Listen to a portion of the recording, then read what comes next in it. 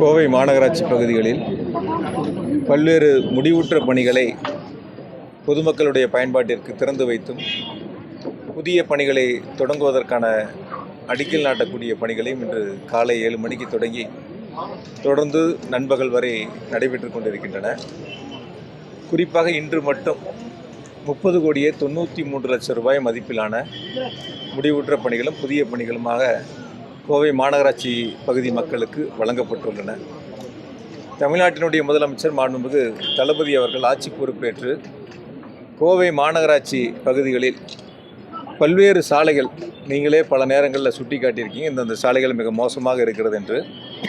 பல்வேறு சாலைகளை புதிய தார் சாலைகளாக மாற்றிட வேண்டும் என்று அதற்கான நிதிகளை வழங்கி ஏறத்தாழ 860 கிலோமீட்டர் அளவிற்கான சாலைகள் 415 கோடி ரூபாய் மதிப்பில் முடிக்கப்பட்டுள்ளன. மேலும் விடுபட்ட சாலைகளை புதிதாக தார் சாலையாக மாற்றுவதற்கு 200 கோடி ரூபாய் சிறப்பு நிதியை வழங்குவதற்கான அறிவிப்பை மாண்பு முதலமைச்சர்கள் வெளியிட்டு அதில் 100 கோடி ரூபாய் டெண்டர் விடுவதற்கான பணிகள் இப்பொழுது தொடங்கப்பட்டிருக்கின்றன. மீதம் இருக்கக்கூடிய 100 கோடி ரூபாய்க்கான பணிகள் தேர்வு செய்யப்பட்டு அதற்கான திட்ட மதிப்பீடுகள் தயார் செய்யப்பட்டு வருகின்றன.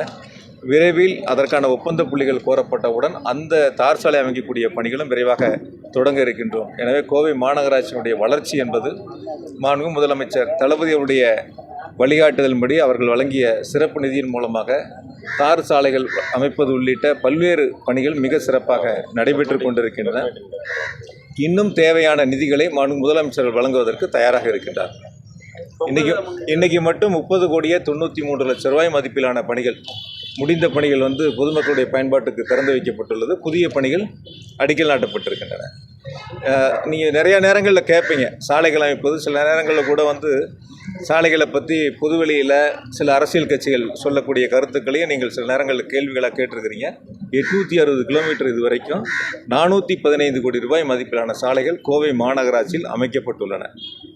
கூடுதலாக இப்பொழுது 200 கோடி ரூபாய் அமைப்பதற்கான நிதிகளை மாண்பு முதலமைச்சர்கள் வழங்கியிருக்காங்க.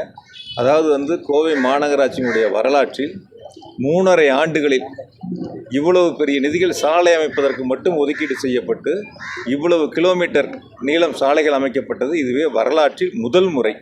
நீங்கள் வேணால் வரலாறு எடுத்து பாருங்கள். எந்த காலகட்டத்திலையும் இவ்வளவு நிதிகள் கொடுத்ததில்லை சாலை அமைப்பதற்கு. இத்தனை கிலோமீட்டர் அளவிற்கு இந்த 3.5 ஆண்டுகள் அமைக்கப்பட்டதைப் போல கடந்த காலங்களில் எப்பொழுதும் அது அமைக்கப்படவில்லை.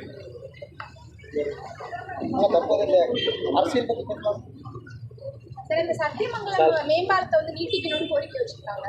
சத்தியமங்கலத்தில் இப்போ மேம்பால பணி நடைபெற்று வருது. முன்னாள் அமைச்சர் வேலுமணி கூட நாங்கள் பார்வையிட்டு அந்த பாலத்தை நீட்டிக்கணும், இல்லாட்டி எதிர்காலத்தில் அதோட தேவை. சில பேர் பார்வையிடுறாங்க.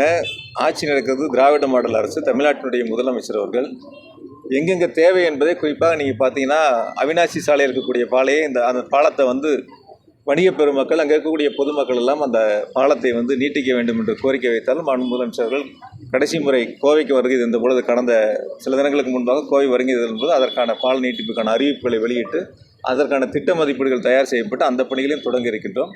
எனவே எங்கே கோவைக்கு தேவை என்பதை அரசு கூர்ந்து கண்காணித்து பொதுமக்களுடைய கோரிக்கையை மிக சிறப்பாக நிறைவேற்றி வருகிறது. அந்த வகையில் தேவையான முழுவதையும் அரசு செய்வதற்கு தயாராக இருக்கிறது. புதிய பணிகளை எது சார் இல்லை, இப்போ தொடங்கி இருக்கிற பணிகள் ஒவ்வொரு பணிகள் ஒவ்வொரு மாதிரி இருக்கும். சிலதெல்லாம் பார்த்தீங்கன்னா 3 கோடி ரூபாய்க்கு தொடங்கி இருக்கிறோம். சிலது 60 லட்சங்களுக்கு தொடங்கி இருக்கிறோம். 60 லட்சம் தொடங்கலாம் 2 மாதத்தில் முடியும். 3 கோடிக்கு தொடங்கினதெல்லாம் 4 மாதம் 5 மாதங்களாகும். குறிப்பிட்ட காலத்துக்குள் அனைத்து பணிகளும் முழுமையாக முடிக்கப்படும். மேடம் கேட்ட கேள்வியை பொறுத்த வரைக்கும் எந்த சாலை பணிகளாக இருந்தாலும் சரி, மேம்பால பணிகளாக இருந்தாலும் சரி, பாதாள சாக்கடை திட்ட பணிகளாக இருந்தாலும் சரி, தெருவிளக்குகளாக இருந்தாலும் சரி, முழுமையாக நிறைவேற்றி வருகிறது அரசு. அதனால் ஒவ்வொருவருடைய கோரிக்கையை எதிர்க்கட்சி சட்டமன்ற உறுப்பினர் என்று பார்ப்பதில்லை. நீங்கள் பிஜேபியினுடைய சட்டமன்ற உறுப்பினர் அரசு நிகழ்ச்சியில் மாண்பு முதலமைச்சரிடத்தில் வைத்த கோரிக்கைகள், அவர்கள் கோரிக்கை வைப்பதற்கு முன்பாகவே மாண்பு முதலமைச்சர் அவர்கள் அந்த திட்டத்தை அறிவித்து அதற்கான நிதிகளை வழங்கிவிட்டார்கள். அவங்க நன்றி தான் சொன்னாங்க. மேடையில் முதலமைச்சர்கிட்ட கொடுக்கும்போது என்ன சொன்னாங்கன்னு கேட்டிங்கன்னா, நான் கோரிக்கை வைக்கலான்னு எடுத்துக்கிட்டு வந்தேன், நீங்கள் அறிவிப்பு வெளியிட்டுட்டீங்க, அதனால் நன்றி அப்படின்னு சொல்லி தான் அந்த கடிதங்களை முதலமைச்சருடைய கையில் வழங்கினாங்க. அதனால் அரசை பொறுத்த வரைக்கும் மாண்பு முதலமைச்சரை பொறுத்தவரை கோவை மாவட்டத்தினுடைய வளர்ச்சியில் மாநகராட்சியினுடைய வளர்ச்சியில் தனி கவனம் செலுத்தி வருவாங்க. இன்னொரு சிறப்பு செய்தி உங்களுக்கு சொல்லணும்னா, அறிவிப்பாக மட்டும் மாண்பு முதலமைச்சர்கள் பார்க்காம தொடர்ந்து அதை கண்காணித்து வருகின்றார்கள். அந்த பணியினுடைய செயல்பாடுகளை கடந்த முறை ஈரோடு வந்த பொழுது கூட கடந்த வாரத்தில் விமான நிலையத்தில் மாவட்ட ஆட்சித்தலைவர் அவர்களையும் மாநகராட்சியினுடைய ஆணையர் அவர்களையும் அழைத்து நானும் அங்கே இருந்தேன். மேயர் இருந்தாங்க, எம்பி இருந்தாங்க, எல்லாரும் அங்கே இருந்து அந்த பணிகள் அறிவிக்கப்பட்ட பணிகள் எந்த நிலையில் இருக்கிறது, எந்த அளவிற்கு நிதி ஒதுக்கீடு செய்யப்பட்டிருக்கிறது, எப்பொழுது அந்த பணிகளை முடிப்போம் என்பதெல்லாம் விமான நிலையத்திலேயே ஆய்வுகளை நடத்தி பணிகளை விரைவுபடுத்தி இருக்கின்றார்கள். எனவே முதலமைச்சர்களை பொறுத்தவரை வெறும் அறிவிப்பாக இல்லாமல் திட்டங்களை விரைவாக செயல்படுத்தி முடிக்க வேண்டும் என்பது முதலமைச்சருடைய உத்தரவு. அந்த வகையில் மிக வேகமாக பணிகள் நடைபெற்றுக் கொண்டிருக்கிறது. பல இடங்களில் பணிகள் முடிக்கப்பட்டிருக்கிறது. ஏதாவது ஒரு சில பகுதிகள் மட்டும்தான் இருக்குது. அதுவும் விரைவாக முடிச்சிருவாங்க. முடிச்சதுக்கப்புறம் தான் நம்ம சாலை அமைக்கக்கூடிய பணிகளை நம்ம தொடங்கியிருக்கோம்.